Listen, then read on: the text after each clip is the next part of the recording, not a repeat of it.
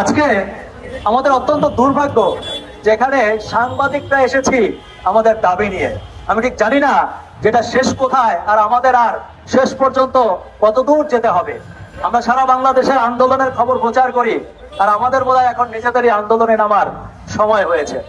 আমাকে অনেকে জিজ্ঞেস করে যে ভাই, ভালো সাংবাদিক হলে কি করতে হবে? আমি তাদেরকে বলি যে ভালো সাংবাদিক বাংলাদেশে হয়েও না। কারণ বাংলাদেশে ভালো সাংবাদিকের পরিণতি হয় দুইটা। এক নম্বর হচ্ছে যে কোনো মুহূর্তে দিনে বা রাতে তুমি খুন হয়ে যাবা, তোমার পরিবার জানবেও না যে তুমি কিভাবে খুন হলা। এটাই হয় আমাদের সাংবাদিকদের প্রথম পরিণতি। আর আমাদের দ্বিতীয় পরিণতি হচ্ছে একটাই, ভালো সাংবাদিক হবেন, কাউকে তেল মারবেন না, নিরপেক্ষ নিউজ করবেন, আপনাকে একসময় দেশ ছেড়ে চলে যেতে হবে। আমাদের এই সাংবাদিকের শেষ ঠিকানা এই দুটাই, হয় আমাদেরকে মরে যেতে হবে এই দেশে, না হয় দেশ ছেড়ে চলে যেতে হবে। অথচ আমাদের রাষ্ট্র বারবার বলছে আমরা তাদের তৃতীয় স্তম্ভ, চতুর্থ স্তম্ভ, তাই না? আমাদের স্তম্ভগুলো ভেঙে পড়েছে কিভাবে দেখেন।